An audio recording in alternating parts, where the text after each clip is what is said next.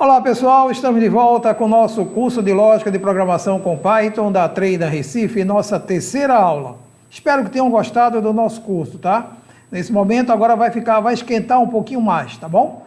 Vamos ver nesta aula tipo de dados, que são variáveis, operadores numéricos e operadores de concatenação. Note, eu sei que você está ansioso para desenvolver, eu sei que você está doido para começar a fazer os seus programas, mas tenha paciência. Siga o passo a passo, observe, estamos tentando fazer com que você tenha uma sequência de informações para que você consiga obter bons resultados nas próximas aulas. Vamos lá então. Primeira coisa que vamos ver que é importante para qualquer linguagem de programação que você vai aprender é, na realidade, os dados. Então, todos os nossos programas, eles manipulam dados.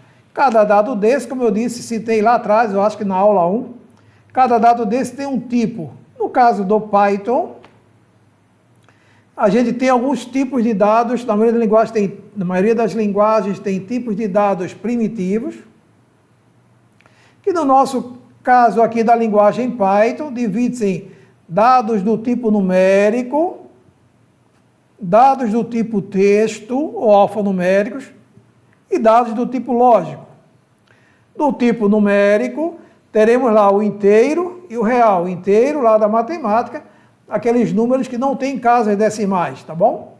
No Python, nós vamos chamá-lo de int, abreviatura de integer em inglês, tá bom? Ou seja, o número 2 é o número inteiro, o número -3 é o número inteiro. O outro tipo de dado numérico que o Python implementa é o real. O real, no Python é chamado de float. Float vem de ponto flutuante, tem casas decimais, tá bom? Por exemplo, o número 2.3 é um número com casa decimal, com precisão de uma casa decimal aqui, o ponto flutuante, é o ponto flutuante aqui, tá bom? Rogério, não é vírgula não, é ponto? Não, na maioria das linguagens de programação, o ponto decimal, a representação das casas decimais de um número é dado pelo ponto, que são linguagens de origem normalmente americana. O outro tipo de dado aqui, ó, menos 5.40, é uma outra variável do tipo float. Então, se seu programa vai precisar de um tipo de dado numérico, você vai dizer, esse numérico ele será inteiro ou será real. Mas, Rogério, como é que eu vou saber disso? Você sabe, por exemplo, você vai calcular uma média geralmente tem casas decimais. Você vai trabalhar com salário trabalha com casas decimais. Você vai trabalhar com peso, com altura, são valores reais, né? Valores que têm precisão decimal. Mas eu vou trabalhar com idade, vou trabalhar com número de casa, vou trabalhar com quantidade de gols. Não existe 1,5 gols em futebol. Então, ou é um gol ou são dois. Então, não tem partida. Então, na hora que você entender, por isso que é importante aqueles 6 passos lá atrás, que eu comentei com você na segunda aula, de ter domínio sobre o assunto. Na hora que você vai reservar suas ferramentas, você vai verificar cada variável que você vai utilizar no seu programa e vai identificar se ela é numérica, se ela é do tipo texto, ou se ela é do tipo lógica. E se ela é numérica, você vai dizer, além de ser numérica, ela é inteira ou real. Entendeu? Fique tranquilo que vamos fazer vários exercícios que vocês vão ficar entendendo isso rapidamente nos primeiros exercícios, vocês vão desmistificar se por um acaso tiver sendo um pouco obscuro para vocês nesse momento. O outro tipo de dado primitivo do Python é o tipo texto, é o tipo alfanumérico, e aí o tipo cabe qualquer coisa, cabe qualquer letra do alfabeto, qualquer símbolo, qualquer coisa que você possa digitar do teclado, entendeu? Tem aqui, é do tipo str, abreviatura de string. Por exemplo, o nome Rogério aqui, geralmente as atribuições de valores para variáveis do tipo texto, elas são feitas delimitadas, os conteúdos delimitados por aspas, certo? E por fim, tipos de dados que você possa precisar do tipo lógico. Lógico no Python é tratado como booleano. Lembra lá de álgebra de Boole, da matemática lá atrás?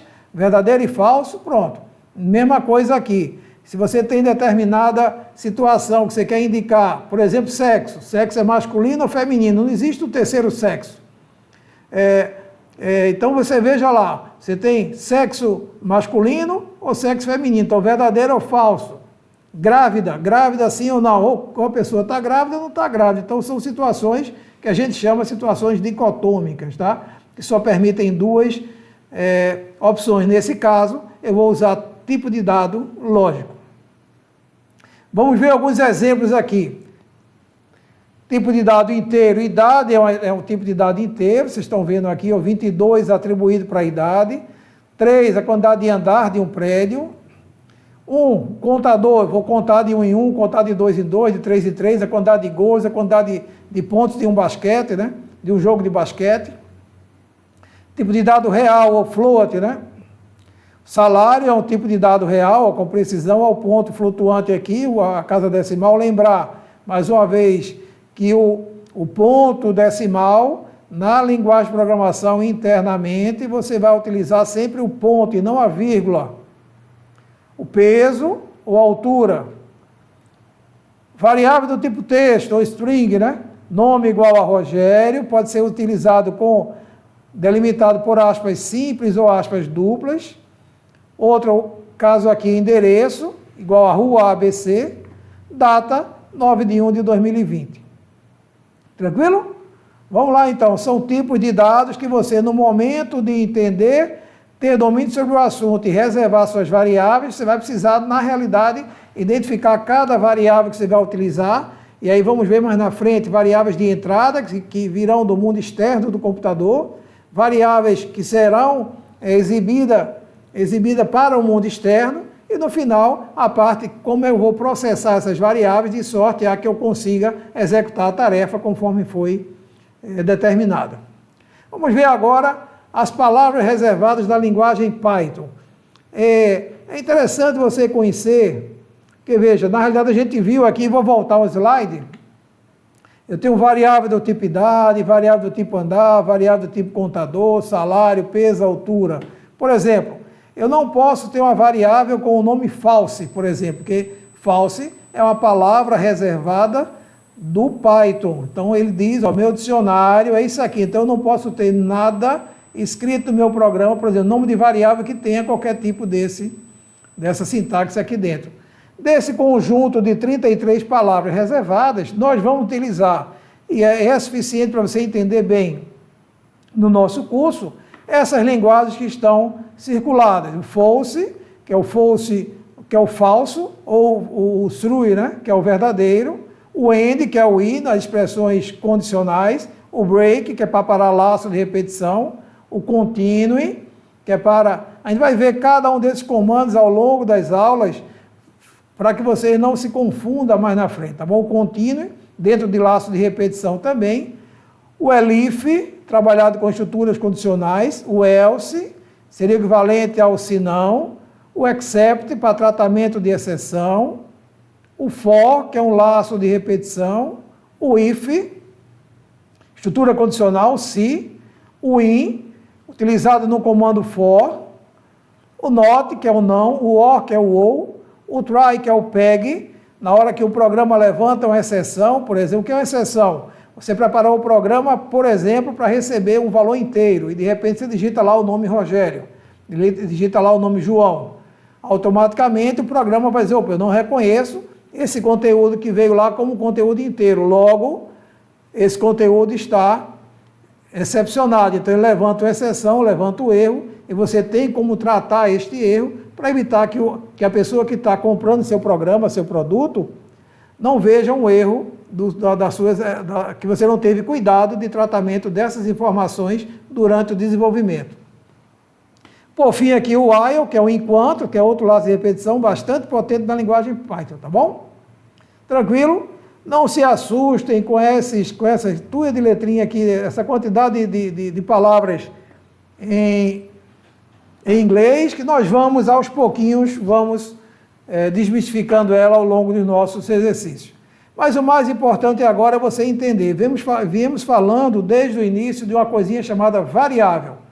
Lembra lá? Segundo passo dos 6, reservar as ferramentas. Reservar as ferramentas seria indicar as variáveis. E o que são variáveis, Rogério, na ciência da computação? Variável é igual àquela variável da matemática, tem uma pequena diferença, tá? Na realidade, variável para a ciência da computação, para qualquer linguagem de programação que você for trabalhar, na realidade são espaços de memória reservados para guardar conteúdos. Quando declaramos variáveis, elas passam a ocupar espaço da memória RAM, ou seja, na realidade elas têm lá o nome, a variável nome, a variável idade, a variável salário e a variável notas. Por exemplo, na memória RAM, que é a memória volátil, a memória que quando você desliga a sua máquina, ela desaparece, não é aquilo que está no seu HD. Na hora que eu atribuo o nome José da Silva, variável nome, na memória RAM ele faz essa associação, coloca José da Silva na variável nome. Na hora que eu mando ler nome do teclado, por exemplo, o operador vai digitar lá José da Silva e ele vai atribuir o valor aqui. José da Silva, variável nome. Na hora que eu mando ler a idade, o cara informa 29 na idade, o programa, o sistema operacional atribui o valor 29 à variável idade, ou seja, variável são endereços de memória reservados para guardar conteúdo. Ou seja, na hora que eu digo print idade, que eu mando exibir a variável idade, ele não vai exibir o nome idade, ele vai exibir o conteúdo que está armazenado na variável idade, que está armazenado lá na memória RAM. Salário aqui também 1.500, ó, o pontinho aqui, ó, mais uma vez lembrando que não trabalhamos com vírgulas internamente. Salário, e temos também que são variáveis simples, que a gente chama, né? Variáveis simples que vamos trabalhar basicamente ao longo de todo o nosso curso. Só no finalzinho, com a parte de fatiamento de texto, que vamos trabalhar com listas, mas isso é lá no final, próximo da aula 11 ou aula 12, tá bom? Temos também variáveis aqui, ó, tem características, variáveis simples, são as que nós vimos aqui, ou seja, armazenam apenas um único conteúdo. E temos variáveis compostas, que podem ser unidimensionais, ou seja, de uma só dimensão, também chamadas de vetores. Não tem nada a ver com aquele vetor da física, não se assuste, tá bom? Ou bidimensionais, são as matrizes, né?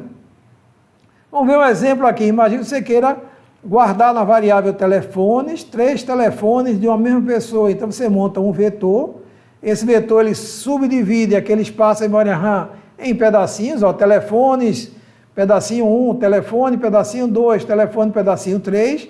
Cada pedaço desse aqui recebe o número do telefone. Tranquilo? Isso é chamado de vetor ou array, depende da linguagem, que no caso do Python, ele não implementa como vetor nem como array, ele implementa como listas, que vamos ver lá, salvo engano, na 11ª ou 12ª aula. Tranquilo? Ou podemos ter matrizes, que também não será alvo do nosso curso. Só para que vocês conheçam que existem matrizes. Como é que funciona a matriz? Eu tenho a matriz notas, onde eu vou ter aqui linhas e colunas. Então, a variável 8, aqui o valor 8 da variável nota, ou seja, 8, está atribuído na coluna 1, linha 1.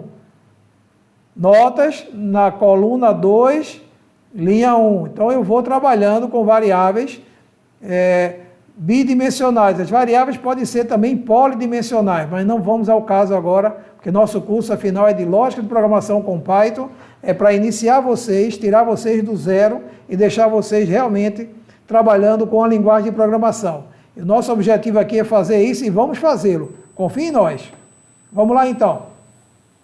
Como é que eu digo ao programa Python meu que eu vou querer que ele utilize uma variável? Lembra lá naqueles 6 passos? Primeiro, ter domínio sobre o assunto. Segundo, reservar as ferramentas. Como é que eu digo lá que eu vou reservar as ferramentas?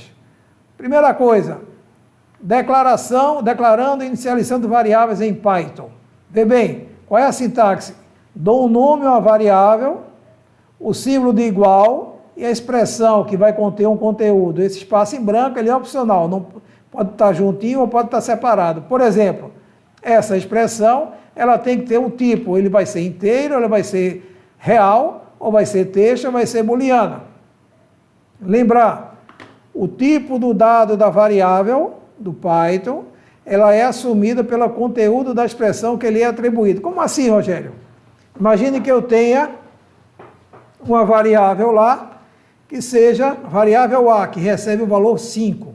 Por exemplo, vamos tentar verificar aqui na nesses exemplos, fica mais fácil vocês entenderem, depois eu mostro na prática para vocês. Veja bem, eu tenho uma variável chamada mensagem, que vai receber curso de Python. Nesse momento, o tipo da variável, ele assume como sendo o tipo texto, tá? Lembra que essa coluna aqui é simplesmente um guia para você verificar o que é que está sendo, qual é o tipo de que essa variável está assumindo, porque cada variável, ela tem um nome e tem um tipo, tá? Segundo exemplo aí, eu tenho 17, atribua 17 para n, 17 é um valor inteiro, não tem vírgula, para n, logo n vai ser uma variável do tipo int. Vou atribuir a variável π 3.14159. Tem uma casa decimal aqui, então esse cara aqui é ponto flutuante, então ele vai assumir, porque você atribuiu um ponto flutuante, que essa variável π é uma variável real. Note que interessante, facilidade que o Python nos traz, tá? Eu posso, de repente, atribuir o mesmo valor a várias variáveis ao mesmo tempo. Por exemplo, x igual a y, igual a z, igual a zero. Ou seja, ele está atribuindo 0 para z, para y e para x. Todos eles são inteiros, tá? Outro exemplo interessante, a e b, a, b igual a 3,4. Ou seja, ele atribui o 3 ao a e o 4 ao b. Ambos inteiros. Aquilo que eu falei lá em cima, que o tipo do dado é assumido pelo conteúdo da expressão que lhe é atribuída. Vamos ver agora. A variável a, que tinha um valor inteiro aqui, ó, 3 para a variável a, ela terá como inteira, de repente, na próxima linha, eu digo a, agora recebe, abriu aspas, Rogério Aguiar. A partir desse momento, a variável a partir desta linha de execução de programa, a variável a passou a ter um conteúdo, passou a ser do tipo texto. Uma dica importante, na dúvida, para você saber qual é o tipo daquela variável, basta você executar a função type, nome da variável, no idle, tá? Vamos dar uma olhadinha lá como é que funciona isso. Vamos chamar aqui no nosso ambiente, no caso aqui, eu não vou chamar a parte do programa, eu vou executar aqui mesmo. Imagina que eu tenho aqui x igual, pode ter espaço ou não, pode ser aspas simples ou aspas duplas, Rogério Aguiar,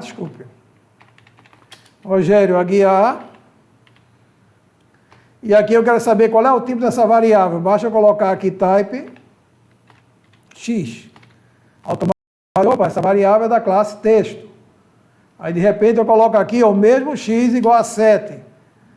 E aqui eu vou repetir esse comando, type x agora. Então, notem que nesse momento agora, o x agora passou a partir desta linha de execução a ser uma variável do tipo inteiro. Entendeu?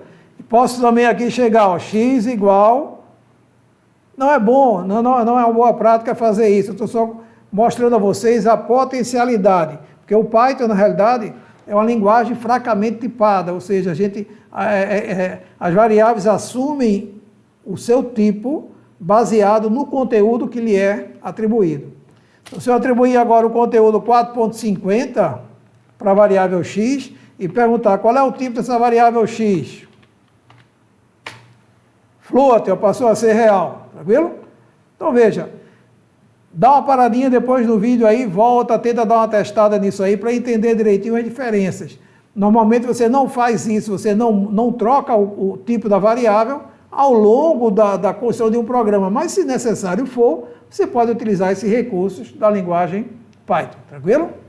Uma outra coisa importante que precisamos deixar claro é que o Python é uma linguagem case sensitive, ou seja, se eu digo uma variável idade, ela é diferente da variável idade. Veja aqui, ó, apenas o i maiúsculo e o i minúsculo aqui. Essa variável é diferente dessa.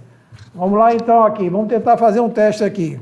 Chamar o editor novamente aqui, o interpretador, desculpem. Na hora que eu coloco aqui, por exemplo, vamos ver aqui, né? Vamos colocar aqui a variável idade igual a 35, ok?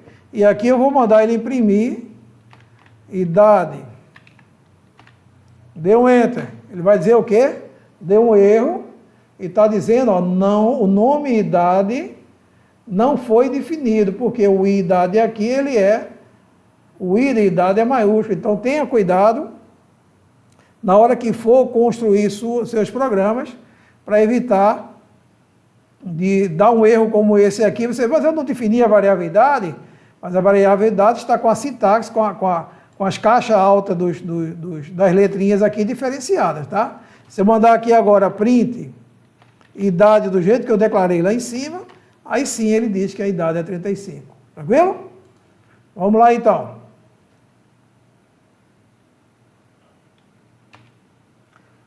Nota aí, só para ratificar, nesse caso a variável A passa a conter conteúdo STR a partir desta atribuição, certo? Só essa observação que a gente faz aqui. Sabendo agora como se declara variável, importante também é dizer que não existe uma área específica no Python para você declarar variáveis. Existem algumas linguagens que tem um campinho lá, uma seção que você declara as variáveis, mas nesse caso aqui a gente estaria colocando aqui, o Python, ele exige que a variável seja declarada, ou seja, informada, antes de ser utilizada. Tranquilo? Vamos lá então. Vimos agora o que são variáveis, como é que eu declaro as variáveis, e vamos ver agora como é que são os operadores aritméticos de uma linguagem de programação como o Python. Operadores aritméticos ou numéricos operam conteúdos inteiros ou reais. Quais são eles? O mais, que efetua a soma normal, que a gente está acostumado na matemática, por exemplo, 2 mais 3, 5. O menos, que é a subtração, que é o 5 menos 4, vai dar 1. Pode ser negativo, se por acaso fosse 4 menos 5, ele podia dar um valor negativo. A multiplicação diferencia um pouco da matemática, que é o pontinho lá, ou o xzinho pequenininho, né? No nosso caso aqui, na maioria das linguagens, vai utilizar o asterisco, ou seja, 3 multiplicado por 4 vai dar 12. A barra simples é uma barra de divisão. Então, você vai automaticamente dividir aqui 11 por 2, ele vai dar um valor real. E tem uns que vocês não devem ter visto ainda, que eu vou detalhar no próximo slide, que é o quociente da divisão inteira entre dois inteiros, e o resto da divisão inteira entre dois inteiros. E, por fim, aqui o exponenciação. Se você quiser levar, por exemplo, 3 à segunda potência, vai dar 9, né? 3 vezes 3, 9. 3 duas vezes. Tranquilo? É importante ressaltar que na realização das expressões aritméticas, existe a prioridade, assim como lá na matemática, tá? A única diferença é que aqui não existem as chaves, os colchetes e os parênteses, né? Lembra lá que as expressões, para priorizar, a gente colocava, primeiro, o mais rápido seriam os colchetes, os parênteses, depois os colchetes, depois as chaves. No caso das linguagens de programação em geral, a gente tem isso só com parênteses, ou seja, ele resolve do parênteses mais interno para o mais externo. E aqui embaixo a gente tem a prioridade, né? Primeiro que está operado entre parênteses, depois que está operado pela exponenciação, depois pela multiplicação ou divisão multiplicação, mod ou div, que a gente chama aqui, ou seja, o resto da divisão, o quociente da divisão, e por fim, o mais e menos. Se houver empate, resolver da esquerda para a direita. A gente vai ver alguns testes aqui, ver se a gente consegue colocar aí, para que vocês tenham noção de como é que trabalha com isso, tá bom? Mas um erro que vocês podem evitar, por exemplo, aqui tem um cálculo de uma média aritmética. Então, o desenvolvedor colocou aqui a palavra média igual a 5 mais 4 dividido por 2. Aparentemente está correto aqui, tá bom?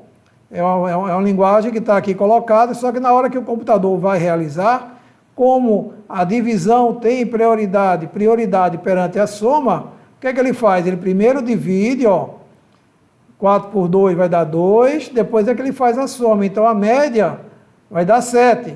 Então, note que isso aqui tem um erro grave.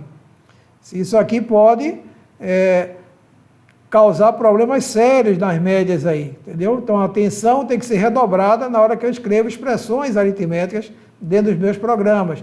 Por isso que os testes, aquele sexto passo, dos 6 passos para programar programa é importante, é testar, exaurir em testes, para a gente garantir que nosso programa está confiável, tá? Como é que eu resolvo isso aqui? Simplesmente blocar o 5 mais 4 com parênteses.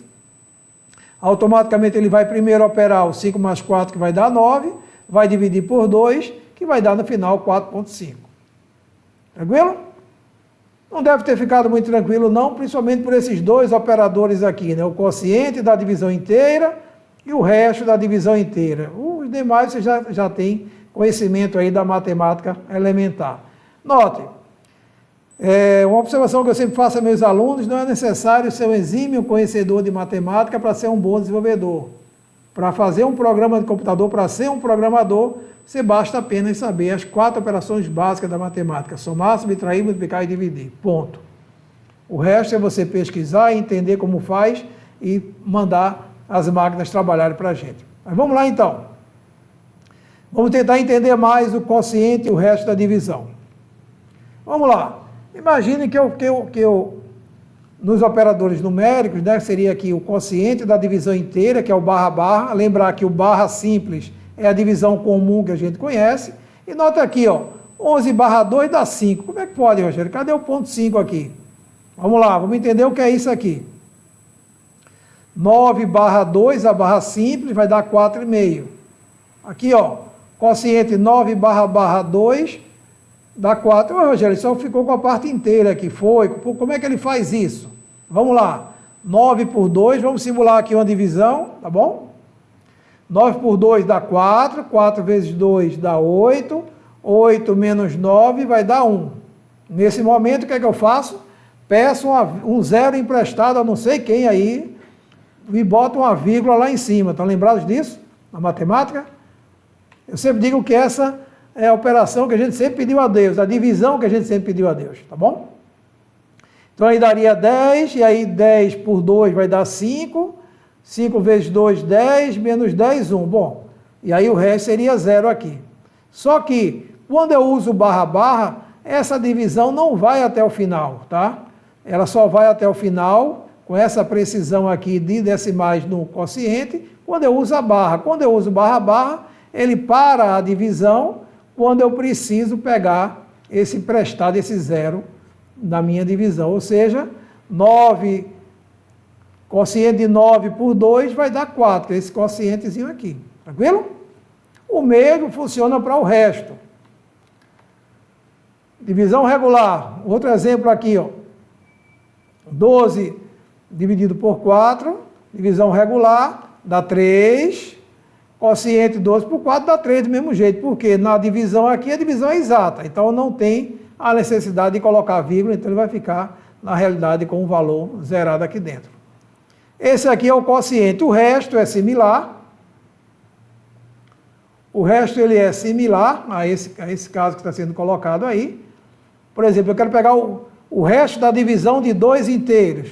Rogério, onde é que eu vou tentar usar isso? Onde é que eu vou precisar utilizar isso? Não se preocupem com isso agora. Preocupe-se apenas em entender para que serve e como funciona o operador percentual, tá bom?